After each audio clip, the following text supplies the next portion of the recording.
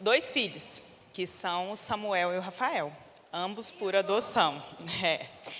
Eles são irmãos, nós temos eles há 2 anos, e hoje eles têm 6 e 5 anos. Quando eles chegaram para a gente, eles tinham 4 e 3.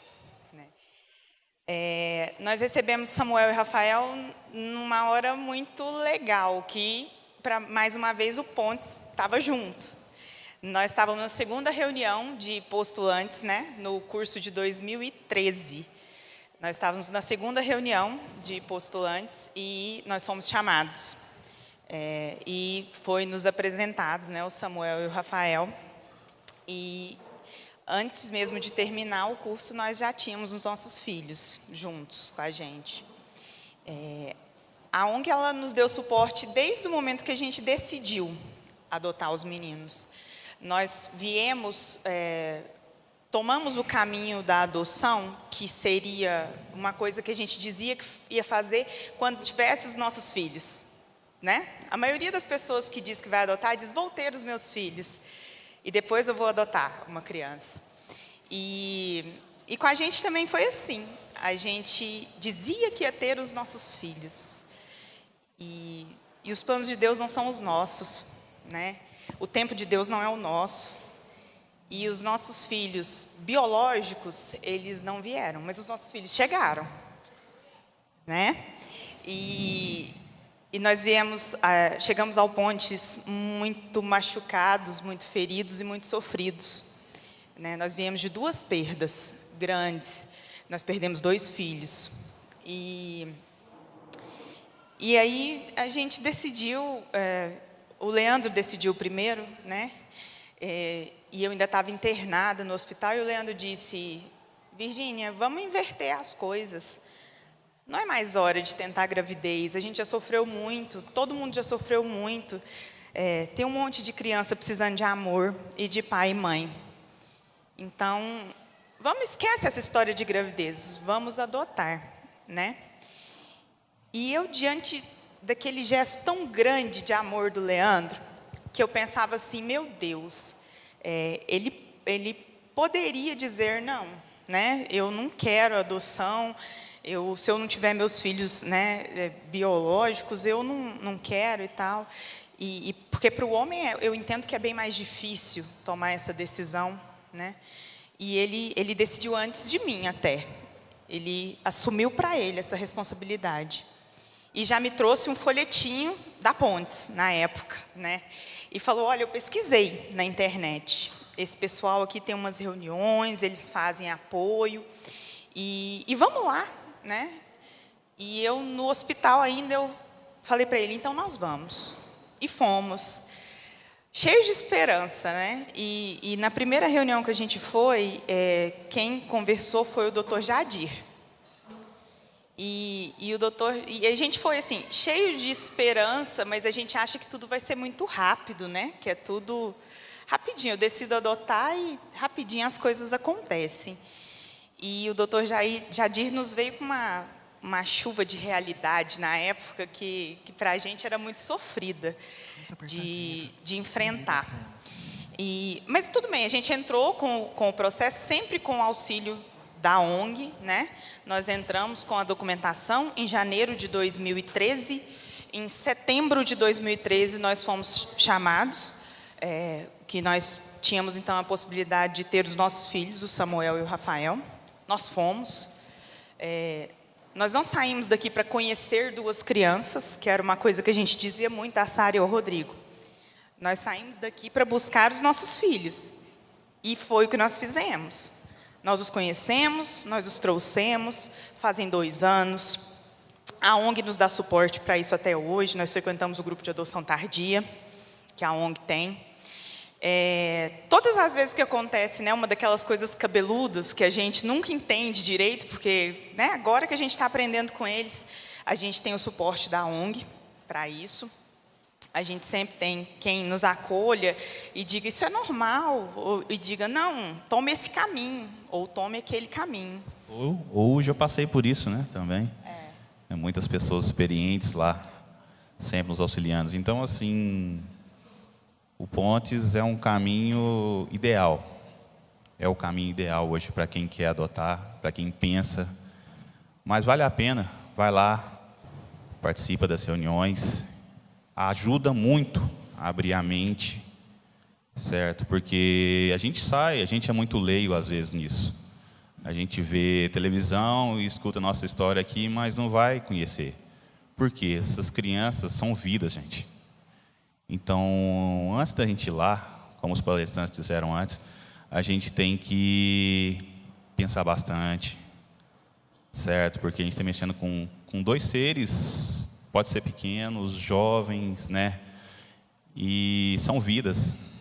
A gente tem que ter bastante consciência do que a gente está querendo, certo? E deixar o amor fluir mesmo, que é o importante, né? Que eles precisam muito disso. Amor, compreensão, né? E paciência.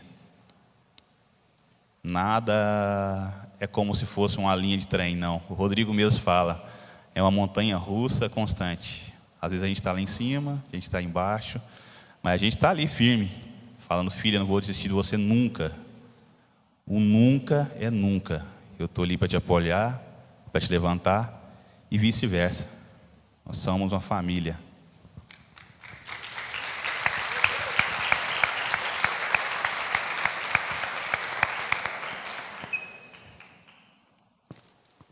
Eu queria só dizer mais uma coisa, gente. Criança, independente de por adoção biológica, seja lá como for, é criança. Então, os meus filhos não têm diferença nenhuma de um filho gerado biologicamente. Os mesmos problemas que uma criança gerada biologicamente enfrenta, às vezes, os meus também enfrentam, né? A diferença é que o meu filho carrega um estigma, né? Todas as vezes que acontece alguma coisa na vida dele é porque ele é adotado. Todo problema que ele tem é em decorrência do fato dele ser adotado. É isso que as pessoas enxergam. Então, antes de preparar, eu digo assim, antes de achar que você está preparado para adotar uma criança, pense se você está preparado para lidar com a sociedade. Com a sociedade que te aponta, que acusa, e você tem que defender o seu filho, entendeu? Diariamente você tem que defender o seu filho da escola, dos vizinhos, de muita gente. E diariamente, às vezes até das pessoas que você não espera, daquelas que são para amar o seu filho, às vezes você tem que defender.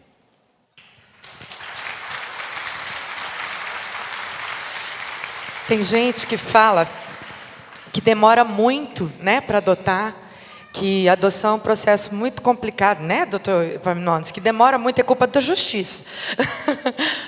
É claro que a gente tem responsabilidades repartidas aqui, mas eu queria que vocês falassem, do dia que vocês foram lá se inscrever, para o dia que Rafael e Samuel chegaram, demorou quanto tempo?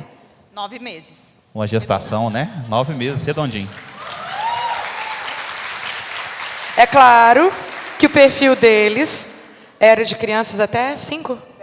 De 0 a 5 anos, eles aceitavam irmãos, não havia restrição quanto à raça, nem quanto a sexo. Então, existem algumas coisas que também colaboram para que esse caminho, né, ele seja um pouco mais rápido. Mas essa família, eu falo, tem uma outra coisa interessante deles. Leandro e Virgínia são novas pessoas agora. Quem conheceu eles antes e agora, né? O que foi que aconteceu? Conta pra gente. Não, então, é porque as crianças chegaram e nem pai nem mãe tinham muito pique para poder acompanhar crianças de 4 e 3 anos, né? Eram muitos quilos a mais, né? Muito maiores as pessoas. E aí a gente não conseguia nem sentar direito para brincar com os meninos. E aí, junto com a chegada dos meninos, a gente também viu que a gente precisava cuidar da saúde e tal. E aí a gente emagreceu muito junto, para poder conseguir acompanhá-los. E aí, se não mantiver esse pique agora, menino, não tem jeito não, porque os bichinhos é arretado. Então, gente, dentre outras coisas, adoção emagrece. Hashtag fica a dica. Obrigada, eu que agradeço. Obrigada. Gente, em maio desse ano, nós estivemos, o Rodrigo, eu e a Cida. Cadê a Cida? Atrás da máquina aqui, lógico. Nós tivemos uma conferência chamada Christian Alliance for Orphans, que aconteceu nos Estados Unidos. E foi lá que a gente conheceu o Kyle, né?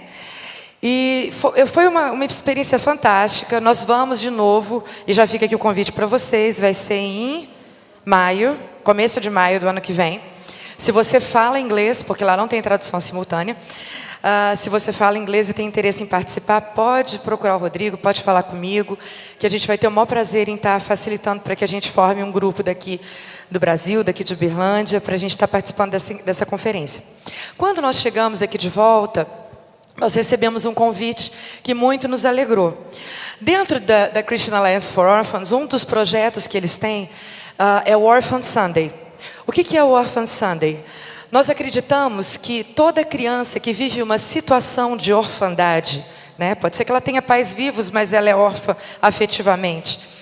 Além de todos esses cuidados, nós acreditamos que quando as pessoas começam a interceder por essa criança, por esse adolescente, quando eu começo a interceder, a rezar, a orar por uma questão, eu também me envolvo com isso, não tem como eu não me envolver.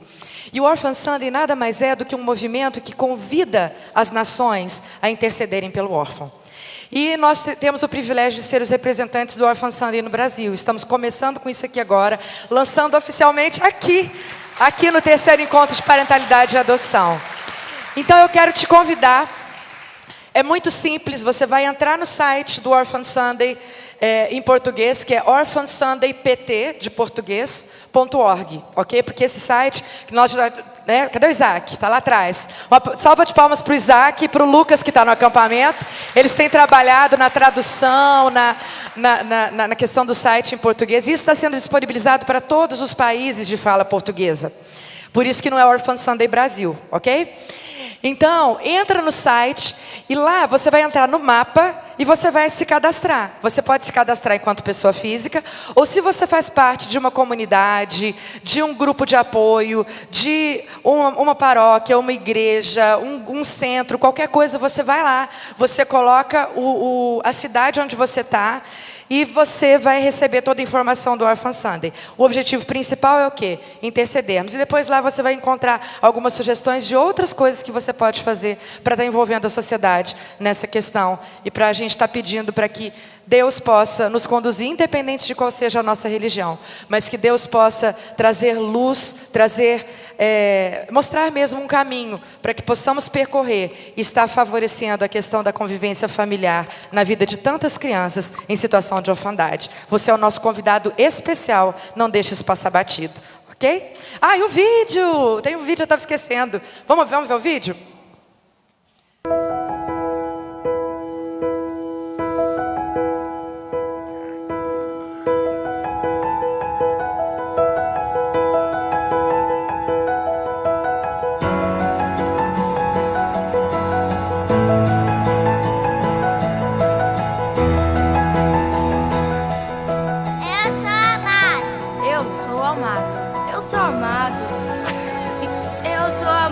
Eu sou amada. Eu sou amado. Eu sou amada. Eu sou amada. Amado. Amada. Amor. Qual é a fonte do amor? Deus. E Ele nos convida a amar o órfão, porque Ele nos amou primeiro. Eu sou amada. Eu sou amada. Eu sou amado. Eu sou amada. O profundo amor de Deus por cada um de nós é a razão de amarmos os órfãos. Nem toda criança desfruta do amor de uma família, mas você pode ser amor para uma criança, através do apadrinhamento ou da adoção, ou contribuindo com crianças em vulnerabilidade pelo mundo afora. Porque Ele nos amou primeiro. Porque Ele nos amou primeiro. Porque Ele nos amou primeiro. Porque Ele nos amou primeiro. Porque Ele nos amou primeiro.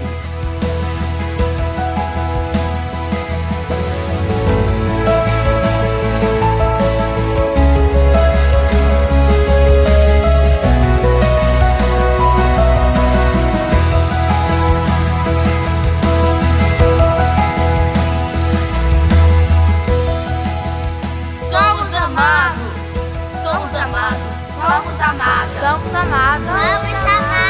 Somos amados.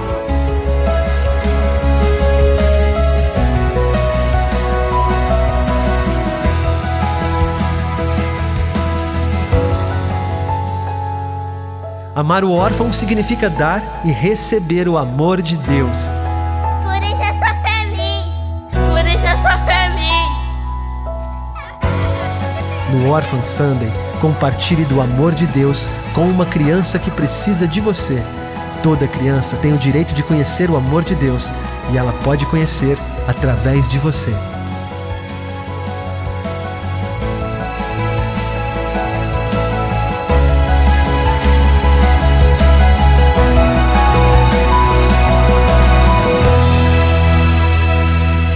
Dia 8 de novembro vai ser o dia em que pessoas dos 5 continentes, de vários países do mundo, vão estar intercedendo pelo órfão. Então se cadastre seu grupo, para que a gente possa fazer parte dessa grande onda do bem. Deus abençoe vocês.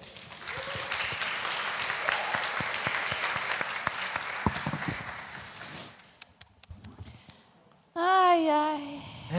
Ai, meu amorzinho, que bom que você fez um chazinho pra mim. A gente já passou por muita coisa nessa vida, né? Passou. Passou mesmo. Muita coisa boa.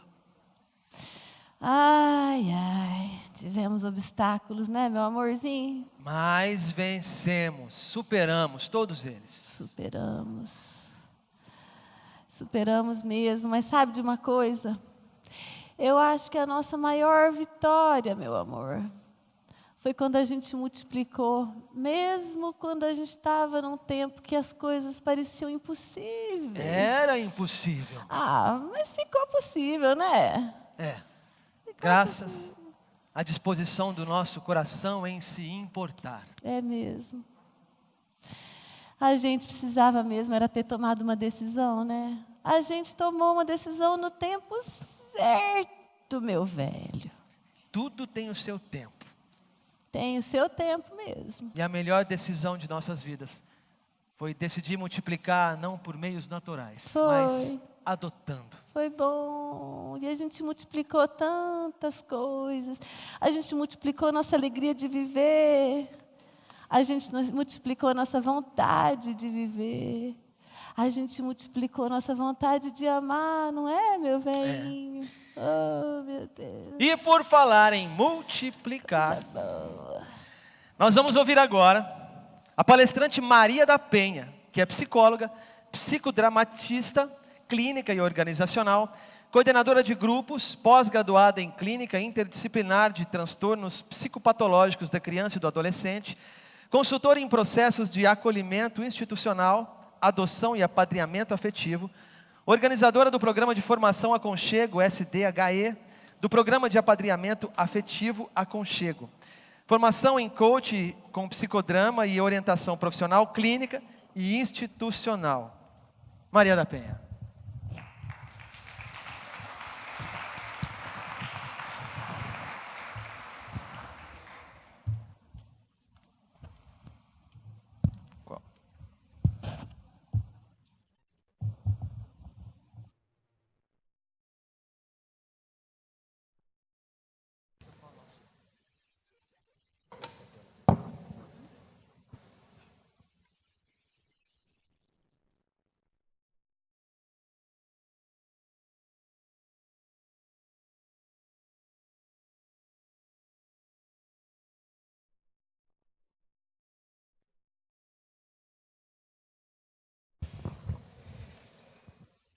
Boa tarde. Custou para eu chegar. Desde ontem que eu estou esperando essa hora. Tempo de espera, né? Eu precisei aprender com o tema que a Sara me mandou. Vamos multiplicar. Interessante que eles falaram, né? Vamos multiplicar o amor, vamos multiplicar tantas coisas. E quando a Sara me falou, olha, o tema que eu queria que você falasse é sobre tempo de multiplicar a rede em prol da convivência familiar comunitária. Eu fiquei presa no multiplicar. Aí lembrei do tempo que eu era criança, que estudava matemática, e pensava, né, e foi muito bom estudar, e eu gostava de matemática, e pensei, bom, nesse trabalho que eu estou há mais de 20 anos, o que eu já somei, né, o que eu multipliquei, o que eu dividi, e o que eu sou obrigada a subtrair, a tirar, a deixar, a deletar porque não me serve mais. Como, por exemplo, não me serve mais achar que uma criança vai estar muito bem numa instituição de acolhimento e não com a sua família porque ela é pobre. Isso eu não quero mais para mim. Eu não quero mais para mim olhar uma adolescente aos 17 anos, aos 18 anos numa instituição de acolhimento e achar que tudo bem, que agora ele já tem autonomia, que ele já tem 18 anos e se cuidar. Bom, enfim, eu diminuí muitas coisas, eu tirei muitas coisas do meu conhecimento, deletei muitas coisas, somei algumas, dividi outras e hoje nós vamos multiplicar. Para falar de multiplicar, pode passar? Então, para falar do tema, eu acho que... Eu tenho dificuldade com a luz. Eu acho que a gente precisa primeiro pensar na criança, né? A criança, quem é essa criança que chega numa instituição? Em que condições ela chega? De que ambiente ela foi retirada? Qual a sua história, a sua demanda? Qual é o nosso papel nesse processo? Ai, melhorou. Obrigada, gente. Pode passar? Então, criança é criança em qualquer lugar do mundo, de qualquer cor, de qualquer família, ela é criança. Ela se constitui sujeito independente se ela tem uma mãe rica ou uma mãe pobre. Se ela mora no Japão ou mora em Uberlândia. Ela se constitui sujeito. Para sua constituição, ela precisa de um outro que cuide dela. Para sobreviver, ela precisa de ser cuidada. Ela precisa de alguém que traduza para ela o que ela sente, o que ela faz. Ela precisa de afeto para ser afetada pela vida.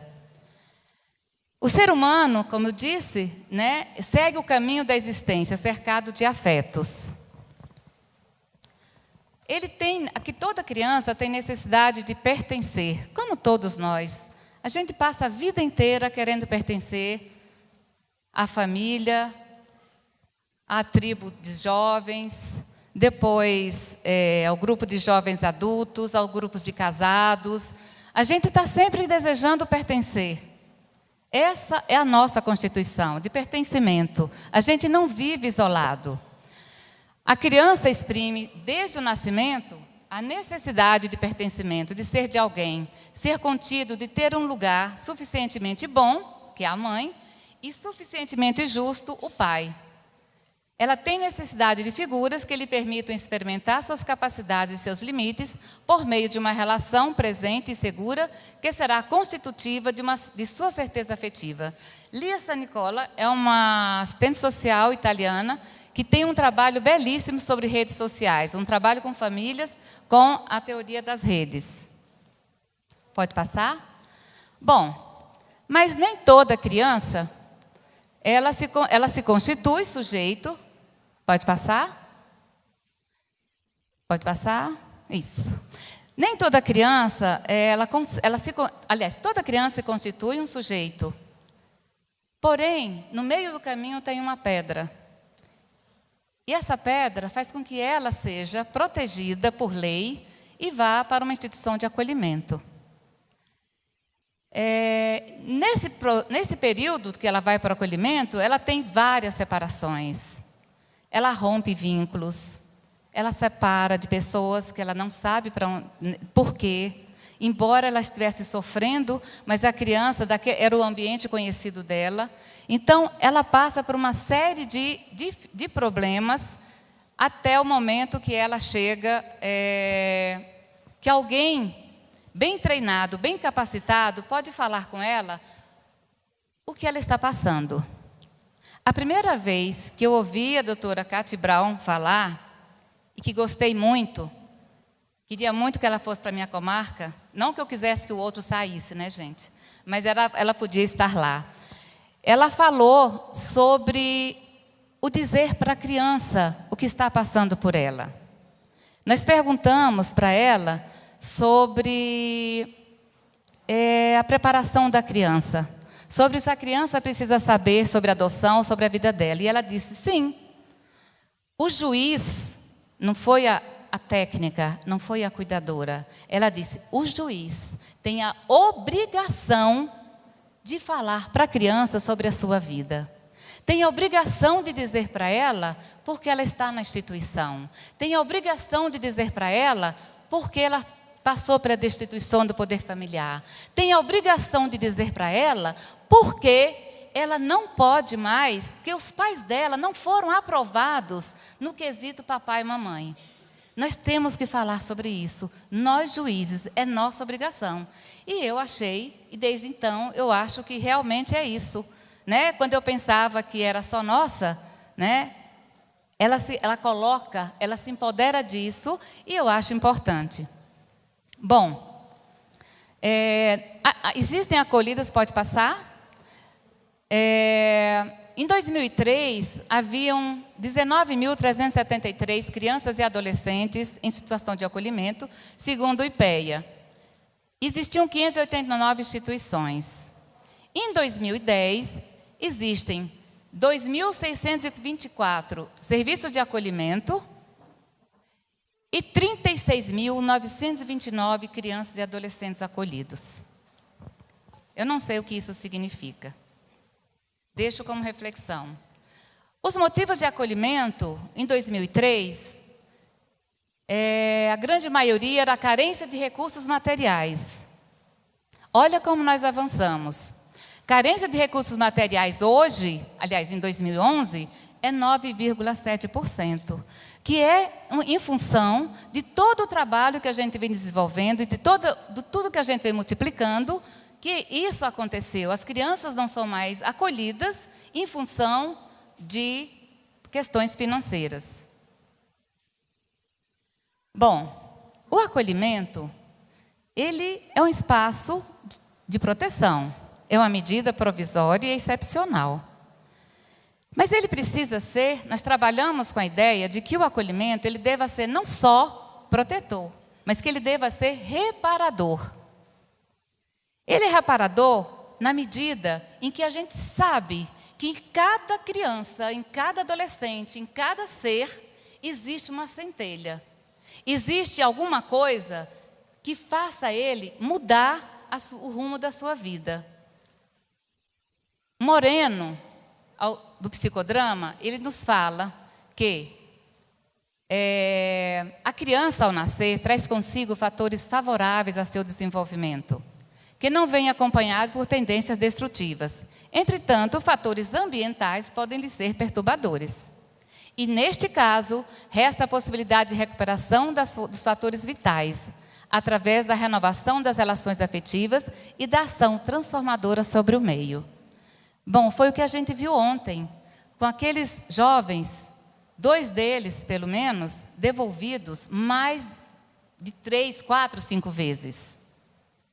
Como que uma criança que já passou pelos rompimentos iniciais dos seus vínculos, alguém busca para tê-los como os filhos e os devolvem, e não fica com eles. Como que esses meninos sobrevivem? Depois de tanta dor, como disse Carla, depois de tantas negativas na vida, como ele sobrevive? Françoise Doutor, ela nos diz que todos nós, fomos desejados e amados em algum momento.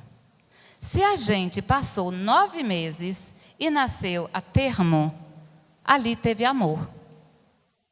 Então, desse amor, algumas crianças se alimentam.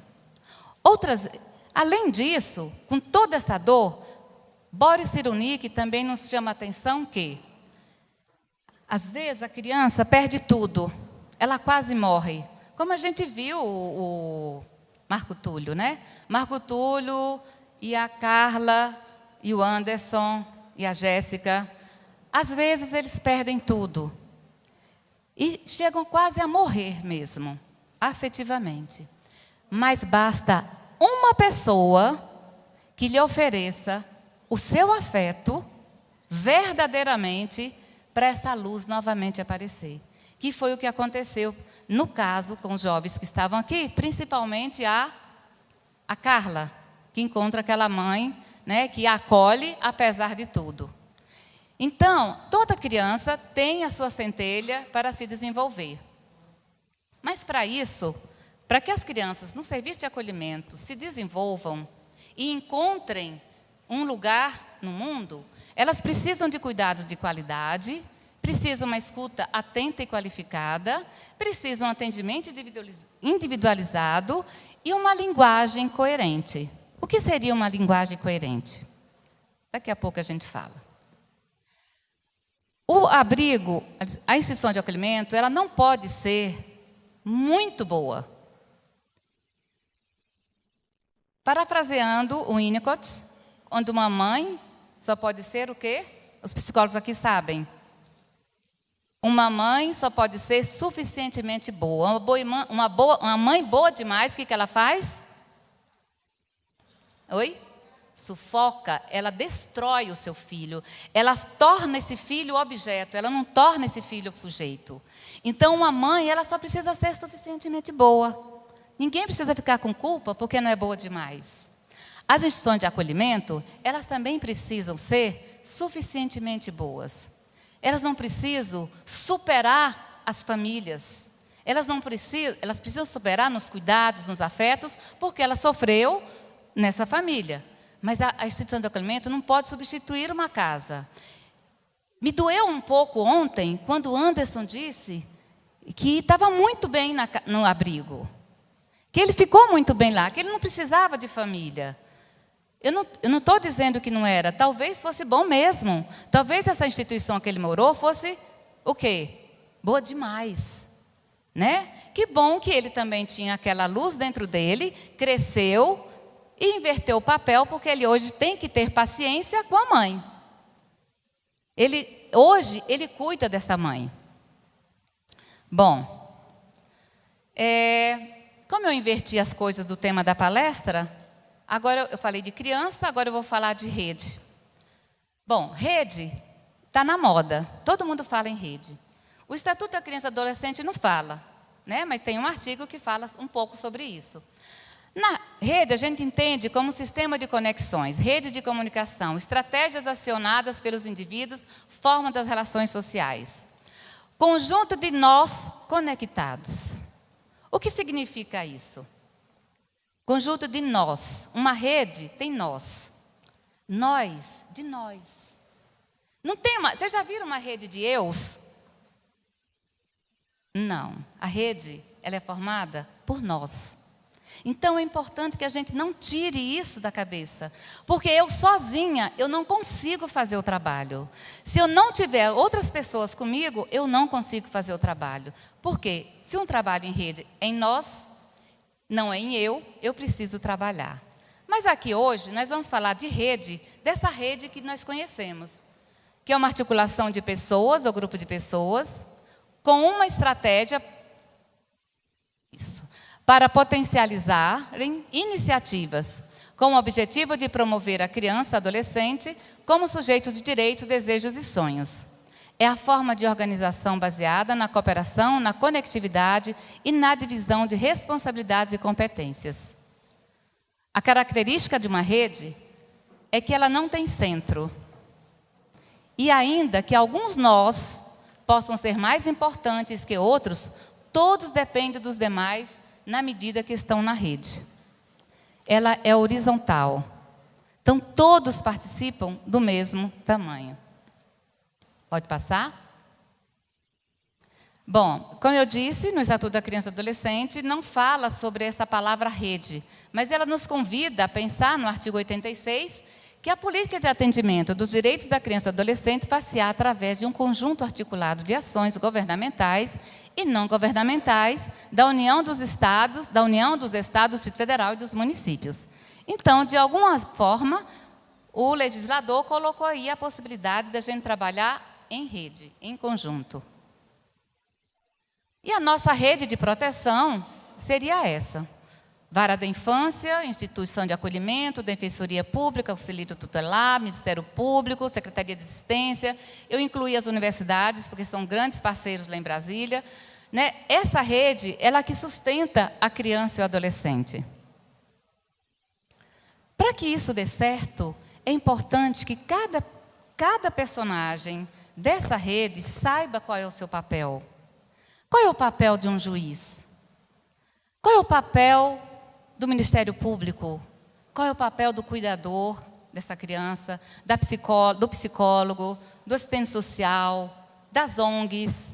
Porque se eles não souberem qual é o papel, eles não vão produzir resultados, porque eles vão se embolar. Mas eu saber o meu papel também não significa que eu vá trabalhar só. Eu vou trabalhar em conjunto com os outros personagens.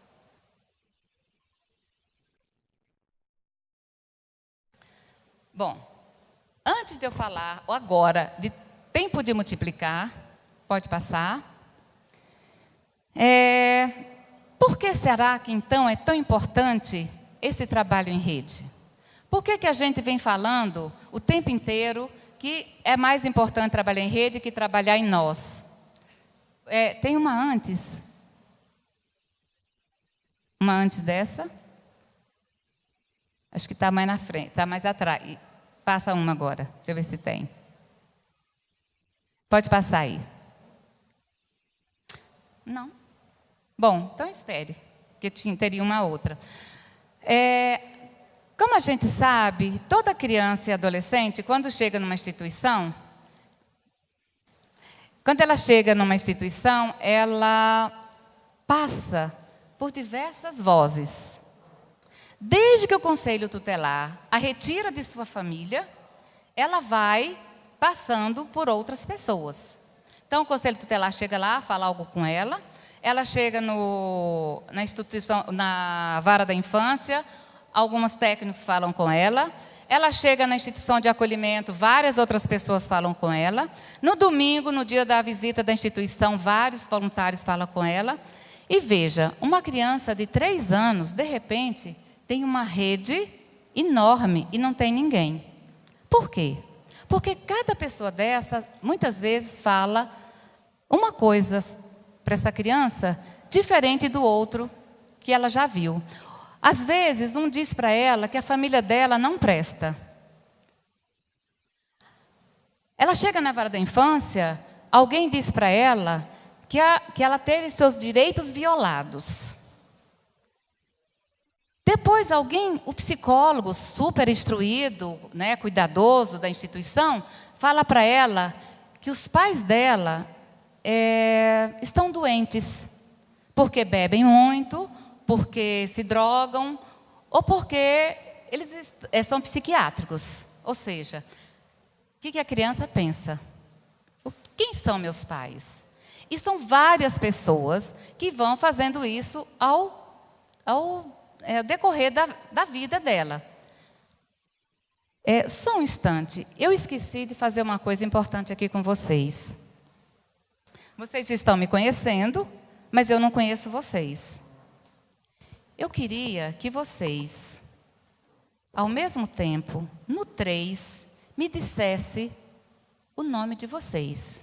Vocês vão dizer assim: eu sou fulano, ok? Combinado? Então vamos lá, que é importante para eu conhecer um pouco vocês. Chega aqui. Você não vai falar seu nome, tá? Você vai ficar aqui, vai ficar comigo escutando para você me ajudar depois a identificar, tá bom? Então tá, gente. No 3, eu sou alguma coisa. 1, 2, 3. E aí? Ninguém. Não escutou? Não. Por que será? Falaram ao mesmo tempo. Falaram ao mesmo tempo. O que mais? Oi? Fale. Nomes, cada um tem um nome. Quando muitas pessoas falam coisas diferentes, como que a gente escuta? Eu vou escutar? Não. O que surgiu aqui? Um ruído. É assim que a criança e o adolescente se sentem quando estão na instituição de acolhimento. São ruídos. Por que eles não aprendem? Por que eles não obedecem? Por que eles não fazem o que se quer? Não é por nada, eles não escutam. São ruídos. Por isso a gente precisa falar uma mesma linguagem. Bem, tempo de multiplicar. Tempo de multiplicar. Hoje a gente não precisa mais inventar a roda. Ela já está inventada. Nós temos o Estatuto da Criança e Adolescente. Nós temos as pesquisas do IPEA, que transformou num livro, Direito à Convivência Familiar e Comunitária. Nós temos o Plano Nacional de Convivência Familiar e Comunitária, em 2006. Nós temos o Cadastro Nacional da Adoção, em 2008, revisado recentemente. Nós temos as orientações técnicas, em 2010. Nós temos a Lei 12.010/2009. Nós temos a pesquisa Claves Fiocruz, um levantamento nacional de crianças e adolescentes, em 2011. Nós temos 20 anos de ENAPAS, desde 96, e encontros estaduais e regionais, em todos os ENAPAS, fazendo reflexões, trazendo novidades, trazendo novas formas de cuidar da criança e adolescente. Nós temos pesquisas das universidades, nunca se produziu tanto em prol da criança e do adolescente, nunca se fez tanta pesquisa sobre laços, sobre vínculos, sobre cuidado, sobre autonomia, sobre adoção, sobre apadrinhamento. Nós temos, e o Aconchego, junto disso, apresentou 2 projetos, o projeto Novos Vínculos e o projeto Matriz de Formação. Bom, para que isso tudo aconteça, é preciso que a rede esteja articulada, né? Então não precisa mais inventar, as coisas estão aí. Nós temos tudo, agora só basta trabalhar. O convite é, vamos ao trabalho. Não precisamos mais de novas metodologias, metodologia talvez, mas não precisamos mais de muitas coisas. Basta que a gente trabalhe. Esse é o convite. Então é preciso investir em cursos de capacitação, disseminar e compartilhar metodologias, promover o compartilhamento de saberes, reconhecer e valorizar o positivo, criar oportunidades, trabalhar com os outros, desenvolver sinergia entre os operadores, ativar projetos participativos, colocar em rede atores, objetos e recursos. É simples, não tem mais. Vamos multiplicar o quê? É isso. Está na hora de multiplicar, está na hora de fazer. Está na hora de botar a mão na massa. Nós temos todos os recursos. O Aconchego, com o projeto Novos Vínculos, ele capacitou 255 pessoas no Brasil, em 36 municípios. Eu participei de todas as capacitações. E foi muito interessante que as pessoas participavam como uma novidade. Em alguns lugares, como no Amazonas, aliás, no Pará, uma pessoa que estava participando da capacitação, ela andou de barco 12 horas. Ela nunca tinha ouvido falar em orientações técnicas, Plano Nacional de Convivência Familiar e Comunitária, em preparação para adoção. Ela nunca tinha ouvido falar que existe um artigo no Estatuto da Criança e Adolescente que diz que que as pessoas precisam ser preparadas. E ela ficou radiante, porque ela diz aqui, o curso proporcionou encontro com os profissionais da capital e do interior do Amazonas, que partilharam as suas experiências sobre o processo da adoção e como estava configurado em sua realidade cotidiana. Podemos discutir, para ela era importante isso, porque ela trabalhava lá, podemos discutir a questão das crianças indígenas. Um conselheiro tutelar que se inscreveu no programa, depois ele foi lá, o programa, e falou assim, mas eu não estou fazendo nada aqui. Eu não preciso falar sobre preparação para adoção e nem preciso apadrinhamento afetivo, que era esses os temas da capacitação. Mas ele já estava inscrito e ele ficou. E ele, no final, nos diz, quando eu fui indicado para fazer esse curso, eu achava que não tinha muito a ver comigo. Pois, como conselheiro tutelar, os temas não faziam muito sentido para mim. Agora eu percebo o quanto me ajudou a olhar diferente para o meu próprio trabalho. Estou mais preparado. Por quê? Porque a gente, nos cursos, a gente vai falando sobre a criança e o adolescente. A gente não fala, não ensina pais a serem pais, pessoas a serem pais, nem crianças a serem filhos. Nós compartilhamos a ideia de se fazer um trabalho de compartilhar conhecimento e aprendizagens. Então, essa pessoa, realmente, ele aprendeu muito. Recentemente, ele me mandou um e-mail dizendo que ele estava realmente fazendo uma escuta melhor da criança quando ele ia sair da casa, quando ele ia retirar uma criança da família. Que é uma coisa que a gente ressente-se muito por conta dessa habilidade que se tem que ter com uma criança quando ela é retirada do seu espaço, do seu lugar de origem. Como eu disse, embora ele tenha violado os direitos, era o único espaço que essa criança conhecia. Bom, pontos altos do projeto, pode passar aí. Desse projeto foi a articulação da rede, a participação de vários profissionais nos cursos, estabelecimento de rotinas, como de estudo de caso, que foi super importante as pessoas entenderem que precisam se sentar para estudar os casos, que uma pessoa sozinha não vai dar conta de resolver a situação. A elaboração de projetos de preparação para adoção e apadrinhamento efetivo. Ambos os programas não podem ser de qualquer jeito, eles precisam ser pensados. A participação das universidades, porque é a construção do conhecimento, o apoio da maioria das varas de infância e da juventude dos estados. Participação de autoridades, as parcerias, a metodologia e a divulgação, que é uma coisa que em todas as avaliações saíram. A divulgação desses documentos, que parece tão simples para a gente lá em Brasília, todo mundo já sabe. Todo mundo conhece esses documentos. Por que essas pessoas não conheciam? Não sei, mas não conheciam e acharam isso muito bom.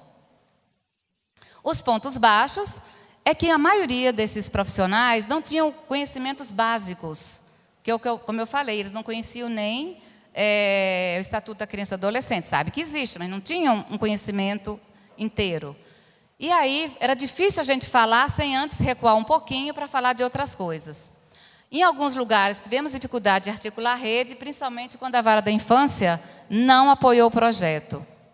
E uma coisa que também atrapalhou muito foi a descontinuidade dos serviços. As mudanças constantes, principalmente políticas. Toda hora muda, a todo momento mudam as coisas. Então, aquele profissional capacitado termina... todo o aprendizado dele não vai ser em prol da criança. Entra outro que não sabe que deveria ser capacitado novamente. Então, a descontinuidade é um caso grave, que eu acho. Quanto tempo eu tenho? Ok. Bom, então, esse projeto foi um projeto multiplicador. Nós disseminamos uma metodologia, o projeto Novos Vínculos. A partir dele, nós nos encontramos em outro projeto, financiado também pela Secretaria de Direitos Humanos, que é o programa de formação. Esse programa, ele nasceu de um projeto para se inscrever um curso para todos os municípios brasileiros. Um curso de capacitação para adoção e apadrinhamento efetivo para todo o Brasil. O Aconchego concorreu, ganhou, e nós passamos um ano escrevendo, gravando para esse curso online. Um curso que todo mundo já conhece, que é de educação à distância. Porém, nós tivemos uma dificuldade. O Aconchego acredita que mudanças ocorrem não é lendo. Como que as mudanças podem ocorrer? Como que a gente promove mudanças? É fazendo. Não adianta eu dar uma cartilha para vocês sobre técnicas que não vai sair do mesmo jeito se você não passar nesse lugar, se você não entrar nesse lugar. Mas e aí? A secretaria estava pedindo um curso online. Como é que a gente vai fazer jogos dramáticos, psicodrama, sociodrama, dentro de um curso online? Bom, nós fizemos gravação de algumas oficinas e dentro do curso a gente solicita que se faça algumas dinâmicas, que se faça um programa, alguma convivência. Por isso, embora o livro seja muito fácil de distribuir, que é isso aqui, com todas as oficinas, com um roteiro completo de apadrinhamento e preparação para adoção, nós achamos que ele sozinho não serve para nada. Ele precisa estar com o curso online. Por quê? Não é porque isso aqui é bom, não é porque os vídeos estão bons, não tem nada a ver. É porque a parte principal desse curso vai ser o compartilhar da rede. Nós esperamos que se coloque pessoa no mesmo curso de diversos lugares. Nós esperamos que as pessoas compartilhem conhecimento de norte a sul, de leste a oeste. Não adianta a gente falar se as pessoas não compartilharem. Não adianta ler. Ler não serve. O que serve é compartilhamento. Então, o programa de formação, ele tem um livro, um DVD com 16 videoaulas, um ambiente virtual de aprendizagem e um DVD com material didático, né, e-book, projeto pedagógico e guia do aluno. Então, é um livro com duas partes. A primeira parte é a preparação para adoção, que fala da preparação de pretendente e preparação da criança. A segunda parte é o programa de apadrinhamento afetivo, enfocando os vários campos do apadrinhamento. A estrutura cada capítulo tem uma introdução, uma breve introdução teórica do tema, tem a prática de uma oficina e tem sugestão de técnicas e jogos dramáticos. E o vídeo tem duração de mais ou menos 15 minutos, tem narração de conteúdo pelos âncoras, recorte das oficinas que nós gravamos, palavra de especialistas e depoimentos de famílias, seja para adoção, seja para apadrinhamento afetivo. Crianças, adotantes, adotandos e os especialistas, que foram pessoas como Luiz Schettini,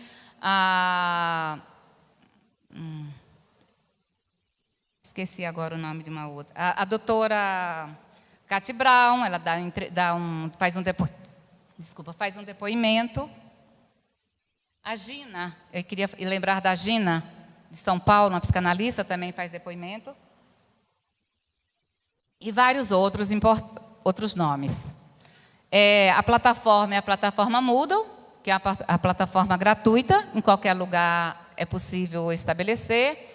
Bom, o funcionamento do curso, as atividades online, então vai ter as aulas, a leitura do texto, vai ter pesquisa, vai ter atividade individual, vamos trabalhar com relatos de experiência e com estudo de caso. Bom, eu queria agora que passasse um curto vídeo, mostrando um pouco do nosso trabalho, que esse trabalho que eu estou falando, que vai ser disseminado para todo o Brasil. O Isaac e o Sander ficaram uns 40 minutos para abrir o meu pendrive. Eu agradeço muito a eles por terem feito isso, né? Senão a gente não ia conseguir ver esse vídeo. Eu acho importante que vocês vejam o que é uma amostra do nosso trabalho que vai para o EAD, para a educação à distância. Por favor, Isaac, você põe.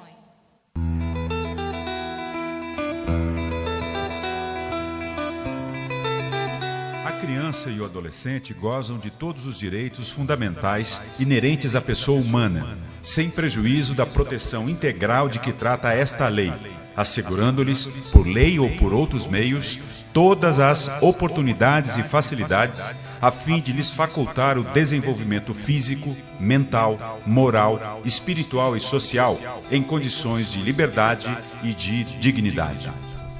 É dever da família, da comunidade, da sociedade em geral e do poder público assegurar com absoluta prioridade a efetivação dos direitos referentes à vida, à saúde, à alimentação, à educação, ao esporte, ao lazer, à profissionalização, à cultura, à dignidade, ao respeito, à liberdade e à convivência familiar e comunitária. A Secretaria de Direitos Humanos da Presidência da República e o Grupo Aconchego lançam o programa de formação destinado a ajudar na preparação técnica dos núcleos de formação dos programas de preparação de adotantes, adotandos e apadrinhamento afetivo.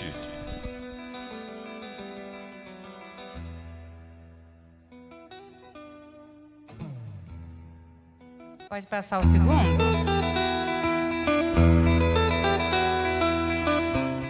Brasil afora, profissionais, voluntários e poder público têm se somado em uma grande rede de apoio e ação para transformar em fato a promessa da lei. Ao longo dessa caminhada, muitas experiências foram acumuladas e produziram metodologias de atuação que colheram resultados importantes. Explicar e multiplicar essa metodologia, compartilhando esses saberes e experiências com o maior número de pessoas que acreditam no direito fundamental à convivência familiar e comunitária, é o que nos anima nessa série de relatos que vamos apresentar a partir de agora. Sejam bem-vindos nesta viagem de esperança, amor e acolhimento. O acompanhamento de uma criança ou adolescente encaminhado às instituições de acolhimento depende de um conjunto de procedimentos legais. Compreender esse tempo legal exige paciência e um esforço de assimilação de cada etapa. É exatamente por isso que é preciso investir em capacitação, supervisão e acompanhamento dos profissionais para melhorar a qualidade do atendimento. Ação que requer uma metodologia. É falar a respeito, compartilhar os processos, como o de preparação para a adoção ou o de preparação para o apadrinhamento afetivo. E eu acho que esse momento que nós estamos aqui lançando, né, esse programa é importante exatamente por isso, porque é um passo adiante, né, para que a gente possa, de fato, garantir a qualidade desse processo. A preparação exige um aprendizado sobre questões legais, psicológicas e de vivência com histórias pessoais tão diversas. Para o desenvolvimento dessa capacitação, recomenda-se um conjunto de oficinas nas quais se devem tratar temas que envolvem um conjunto de ações em favor de um processo de adoção ou de outros programas que promovam a convivência familiar e comunitária, como é o caso do apadrinhamento afetivo. A metodologia do grupo se baseia bastante dentro de uma perspectiva sistêmica, dentro de uma perspectiva também do psicodrama, e o enfoque não é só de passar informações, né? As oficinas, elas têm uma perspectiva também vivencial. Meu nome é Janaína Verri Cruz, sou casada com Cláudio Eduardo Cardoso Marra. Meu nome é Cláudio, eu sou casado com a Janaína e nós somos pais do Altair. Então essa história que vem com ele, não é fácil, né? Tudo que ele traz, as dificuldades que ele passou, né? Uma das coisas assim que me incomodava, foi difícil até a gente conseguir, é porque ele tentava se defender. Então na escola, se alguém falasse alguma coisa, tudo ele batia nas crianças, até ele entender que tinha um pai e uma mãe para proteger. Uma menina, acho que não foi da escola, foi do clube. Ela ficou perguntando que eu sou diferente do meu pai e da minha mãe, que meus pais não têm nada a ver comigo. Aí eu falei pra ela que eu sou adotada, aí ela ficou... Quando eu comecei a fazer a preparação, né, eu tinha uma outra visão, né? A gente tem uma visão assim de que a criança que mora no abrigo, a gente não tem muito aquela noção do que ela passou e que ela não construiu laços afetivos. A gente não entende muito bem isso. A gente acha que o fato de ir lá visitar, levar presente, dar um pouquinho ali da presença, né, é suficiente, né? E com a preparação a gente viu que a coisa é muito mais complexa.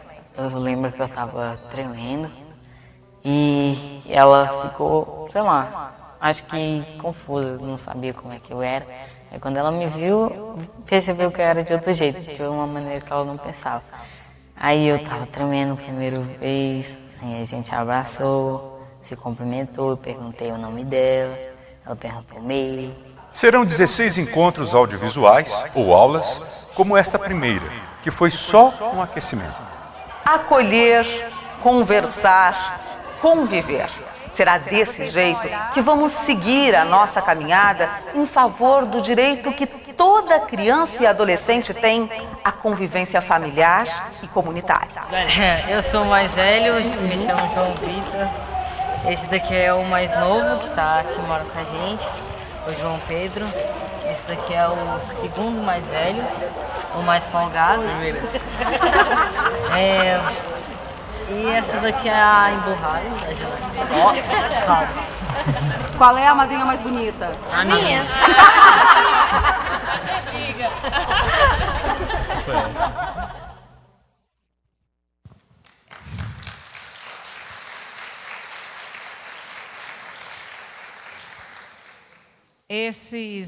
Quando eu disse que eu tinha que diminuir algumas coisas, eu lembrei agora, essa família de irmãos que estavam apadrinhados, que falaram das madrinhas, eles chegaram na instituição,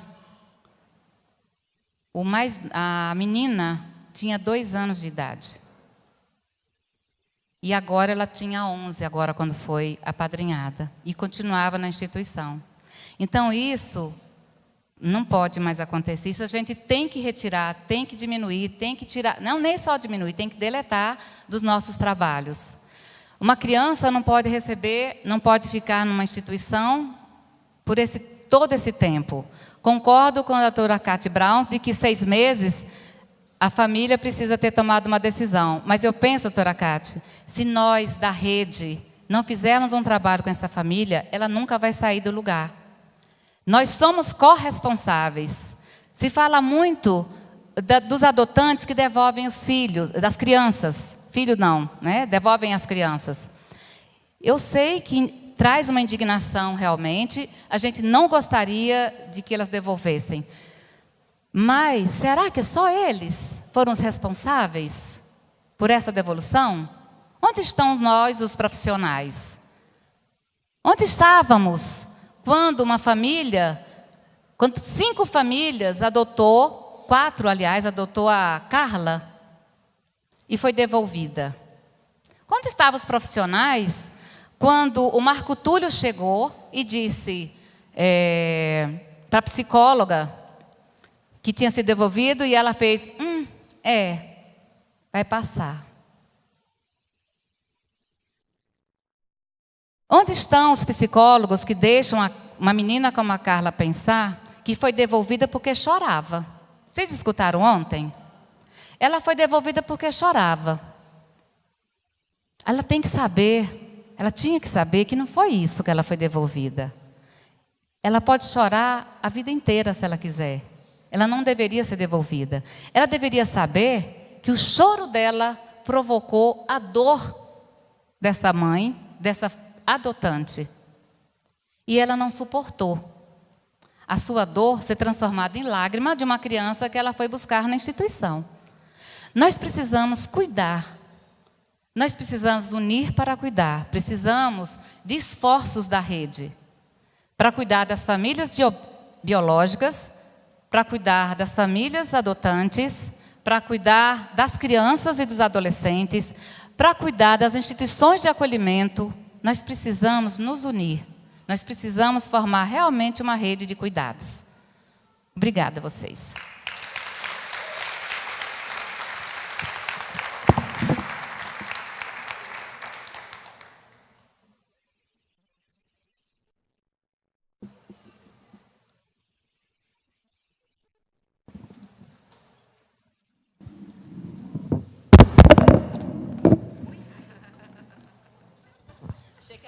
Ah, tá funcionando.